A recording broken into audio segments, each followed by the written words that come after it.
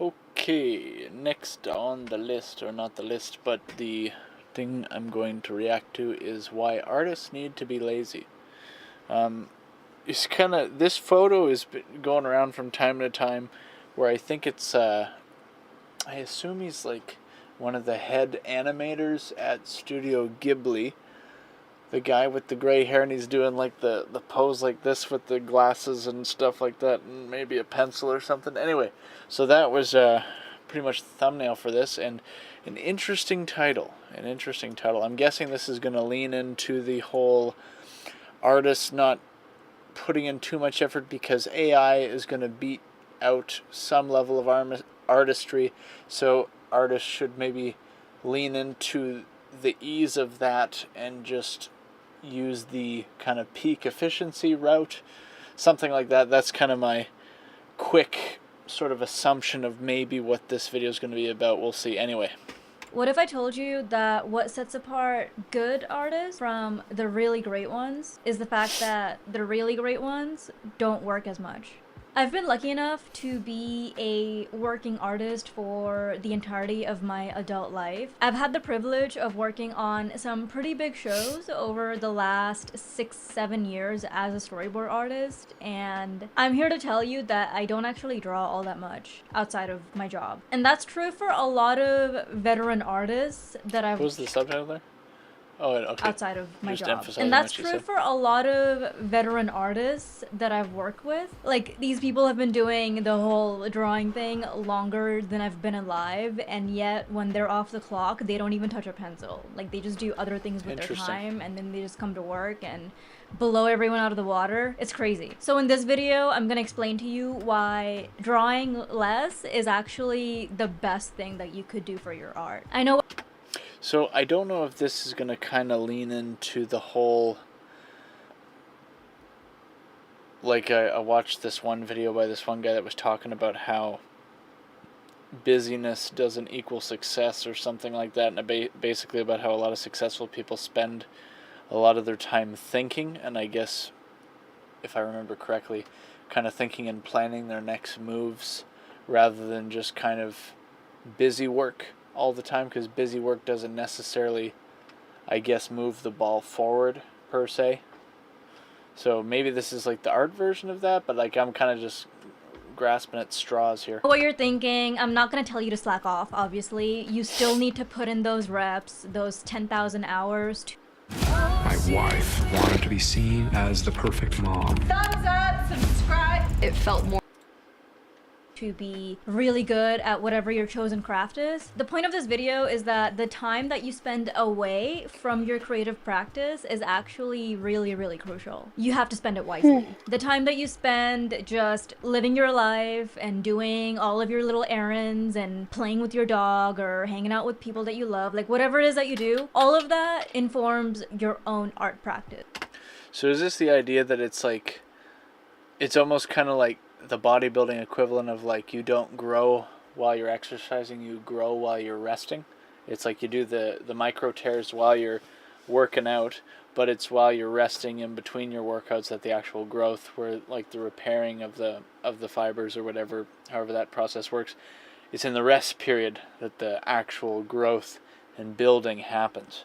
Is it kind of like, is that this like the art version of that, where like you're living life, and so like, didn't you just say something like that informs your art or something to that? Your life and doing all of your little errands and playing with your dog or hanging out with people that you love, like whatever it is that you do, all of that informs your own art practice. And it's absolutely crucial. Before I get further into the video, please don't forget to like and subscribe. It helps me out a lot with the algorithm. Also, if you're interested in learning art or animation, I have a Discord server that I run where I do weekly streams, I do drawovers, and I also do personalized one-on-one mentorship. Link will be in the description box down below. First, I want to talk about how important it is to live your life instead of just working all the time. And I'm gonna use the Japanese as an example.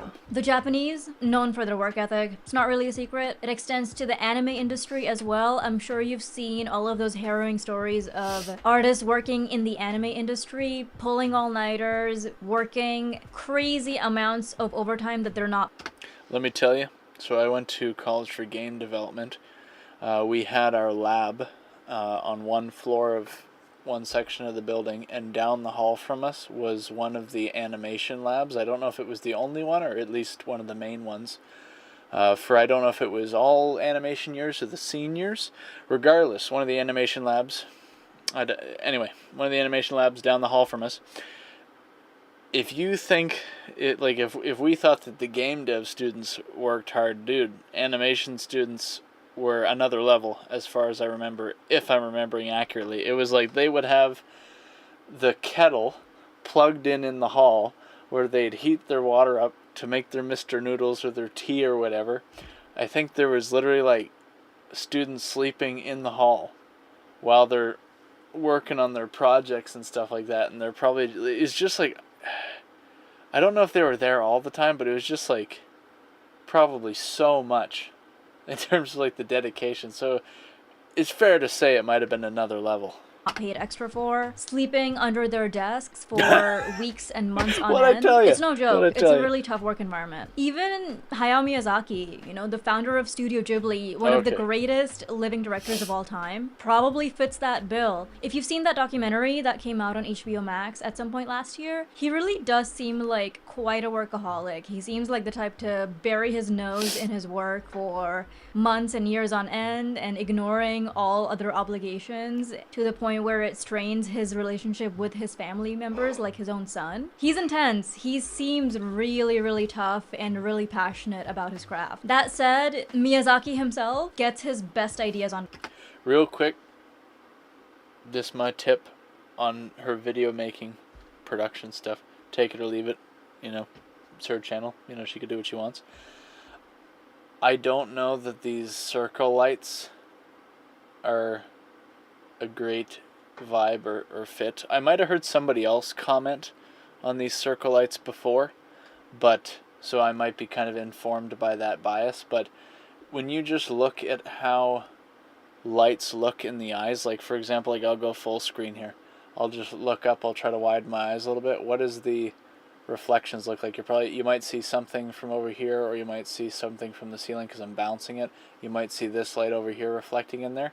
All of these are either, like, to some degree soft sources, but also they're, even if they were harsh sources, we're probably more used to seeing this be like a complete white dot rather than like a little ring, because it's almost, is it one of those things like where once you see it you can't unsee it? So I almost feel like it maybe a little bit distracting to have that kind of light reflection in the eyes compared to if she just went for like a regular softbox. So this is like a minor thing, this is like a nerdy video thing, but if I were to give her one tip right off the top here, for just one little change to make to just improve the quality, just or lessen the distraction, I would just recommend a different light source. Even if she just like got some heavy duty lights and bounced it off the wall, that would possibly, and it would diffuse it much more as well, which might also look good. Like I started doing that just recently when I watched this video on top down lighting, and the guy was talking about bouncing the light and stuff, so that's what I'm doing now, because if you bounce the light, depending on how well you do it, it might diffuse it nicely. Anyway, it's my video nerding out. Done with that. On vacation. In many interviews, he's talked about how he used to rent mountain cabins with his family and his friends families. He would notice how his friends' teenage daughters would read a lot of shoujo manga. If you know anything about anime, you know exactly where I'm going with the story. If you hate she talking like JoJo's? Ads, you need to download JoJo manga. It's She a mean free Chrome JoJo's extension Bizarre that blocks Adventure? ads on all. He noticed how the shoujo manga that his friends' daughters would read revolved around romance and crushes and not really much else of substance. He wanted his friends' daughters to have better role models to look up to and not just read shoujo manga and be obsessed with boys all the time, I guess. And that's how... Okay, so shoujo, not JoJo's. Okay. Spirited Away was born. So if Miyazaki can go on vacation, so can you. That's all to say. She brought it back around.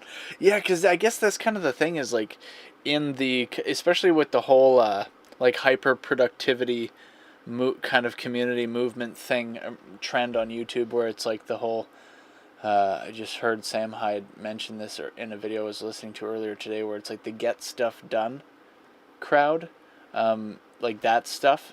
that YouTube meta, if you want to use that term. Even like the Sigma grind set, or the workaholic business bro, whatever you call it. It can kind of get you in this state where you think like maybe you'd feel guilty for taking a vacation, but maybe sometimes what you need is some time off to kind of refocus. Or it's almost kind of like, like when you're working on something for so long, and then it's almost like you maybe become like blind to certain things until like you take a step away, don't even focus on it, and then you come back with fresh eyes and you're like, oh, that thing doesn't look right, or whatever.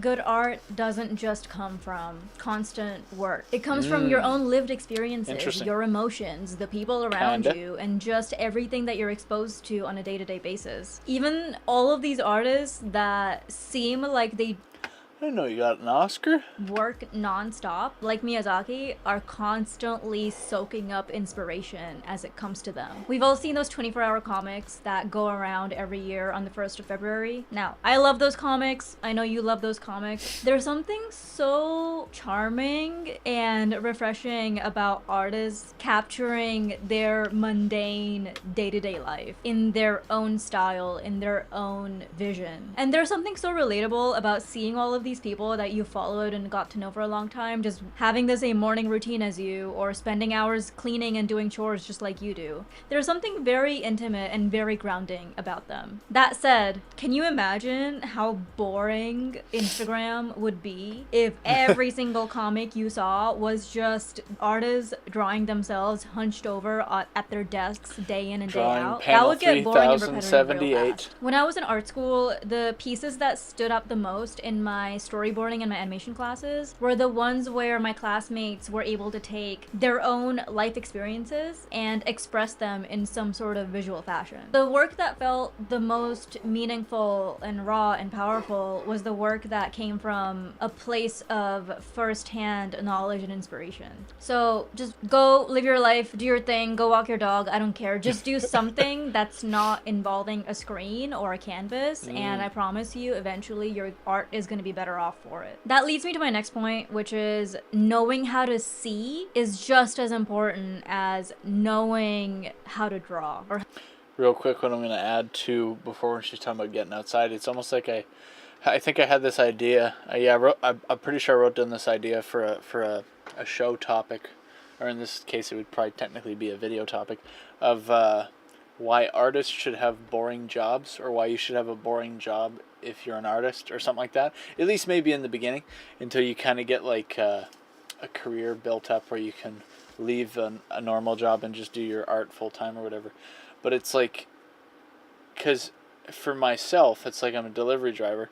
So during that time when you're on the road, different ideas can just kind of come to mind when you're just kind of, just driving, and maybe you're listening to something, a podcast or whatever, or music, and like ideas might just kind of come to mind, right? And it's kind of in those mundane everyday actions that you might just kind of have the creativity or the creative thought just come to mind. Whereas if you were like staring at your computer screen with whatever art task out, you're like, come on, think. You're like trying to Jimmy Neutron the idea, you know what I mean? But it's like maybe just going and doing some basic task while you're doing, like, gardening or walking the dog or walking outside, doing whatever, going for a swim in the lake or whatever. Maybe that's when like inspiration strikes, kind of thing. How to create something. This is where inspiration is not just something that's nice to have, but something that is absolutely vital to your creative process. I was working on a Lego show a few years ago, and I was taking a stab at storyboarding this one scene that I was given. My director looked at it a few days later, and he just sat me down and asked me how often I watch films. And I was a little bit taken aback by it. I was just like, what does this have to do with my storyboards? And I could see how people could immediately get offended at somebody saying something like that, because it's almost like, it almost immediately sounds like, do you know what you're doing? Like, it almost like, it might not be meant like that, but it's like, is it possible to kind of catch that kind of vibe when somebody says something like that? They might not mean it exactly in that way, though, but... He pointed out how there was nothing really inherently wrong with my storyboards. Like, everything was there, but nothing felt inspired. Nothing felt captivating or engaging in any way. And... Was it just, like the content kind of thing as opposed to art? You know, was it kind of like, was she kind of getting into that groove of it? And he told me to just watch. Or maybe not even groove, maybe like the opposite of groove, like the mundane. Like it's like what happens when the art maybe becomes more mundane as opposed to being kind of creative art. With my storyboards, like everything was there, but nothing felt inspired. Nothing felt captivating or engaging in any way. And he told me to just watch way more films and way. You're perfect. Now work it. Oh dear. Perfect. All around the you're perfect. Now work it. You're perfect.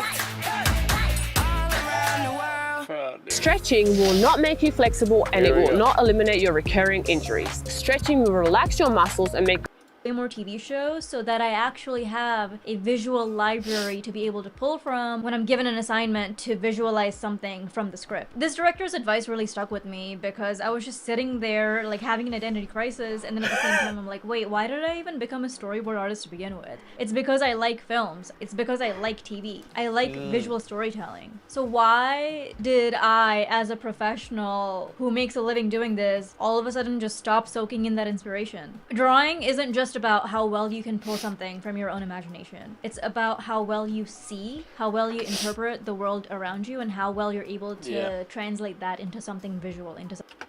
Yeah, because like how much, this might bring the idea to mind of like how much of art, what just happened? How much of art, You interpret the world around just you and how well you're able to. I don't know what happened there.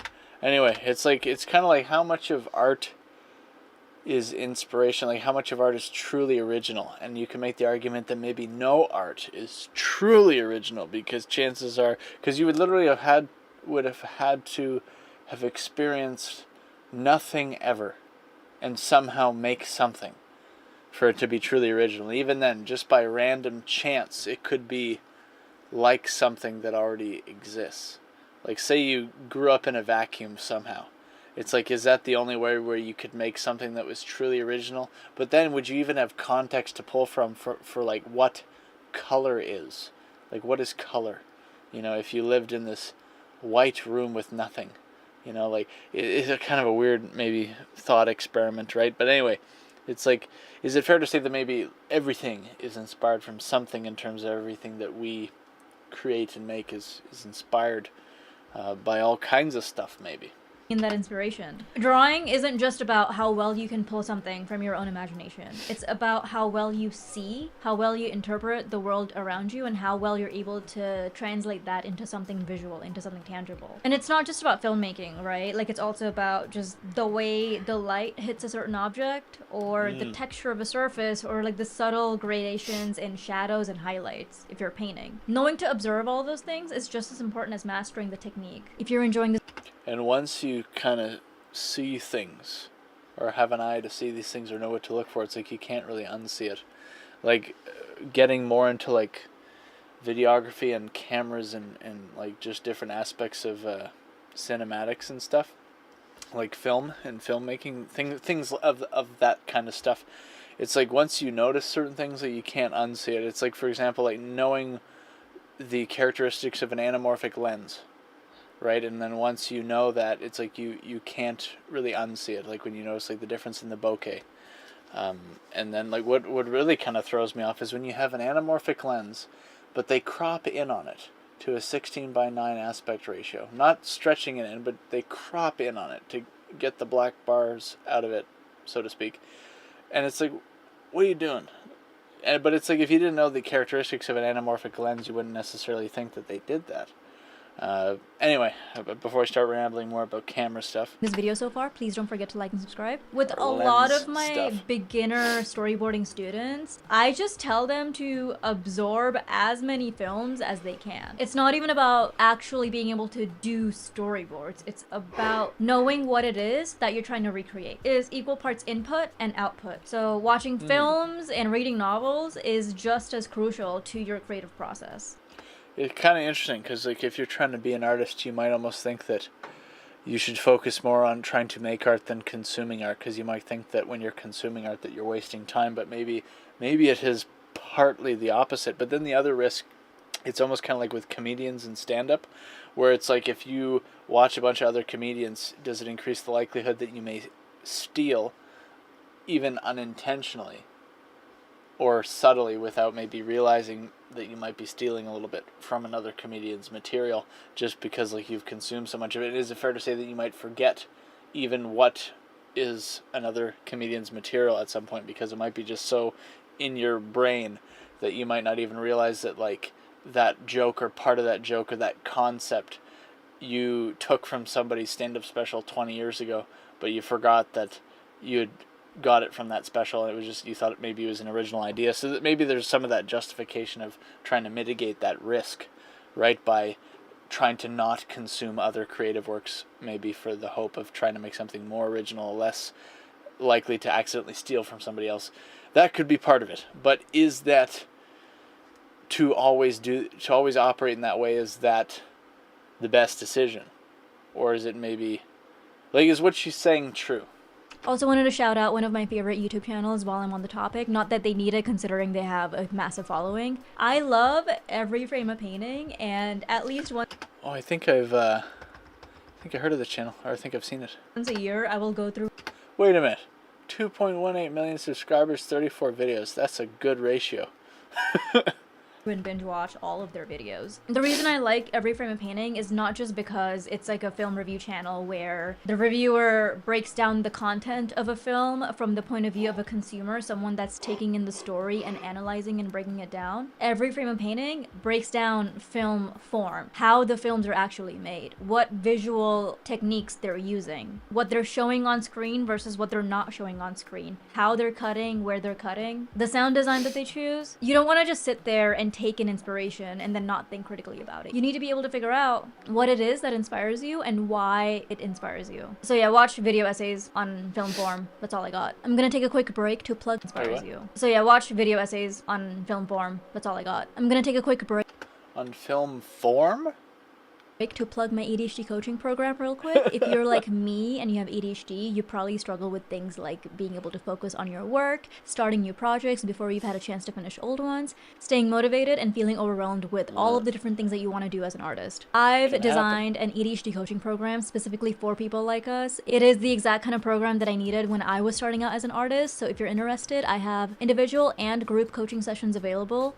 It's not a course or a lecture or therapy. It's coaching, and it's actually a ton of fun. So if you're interested, the link is going to be in the description box down below. Okay, back to the video. My final point is about how important it is to just take a break and recharge. Creativity is not something that's like a bottomless pit, you know? Like, it ebbs and flows. We have art block. We have days where we're super inspired. It happens. So, you know, take a step back, go walk your dog, go on that vacation that you've always been wanting to go on. Just take a step back. What if you don't have the money? Whatever it is that you do, and I promise you your art is going to be better off for it. The less you work, the more you live, and the more you live, the better your work is going to be by the end. And is that because the more you are potentially inspired or taking in context to which you could base good art off of? Or taking context that you could base good art off of? Good art. You work, the more you live, and the more you live, the better your work is going to be by the end of it. Thanks for watching. If you want to hear more creative insights or animation industry rants, commentary, like and subscribe, and I'll see you in the next one. Bye! That was pretty good. Yeah, so what'd y'all think of that?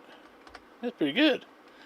Yeah, so I'll just end this off by saying, maybe the right thing to do as an artist sometimes is to just slow down, take a break, relax, watch a sunset, listen to the birds chirp, recharge, and then, you know, maybe come back to it in a little while, like a short period of time, like come back to it the next day, be like, oh, look at that, you know, all of a sudden got maybe new perspective, new inspiration, fresh eyes, whatever.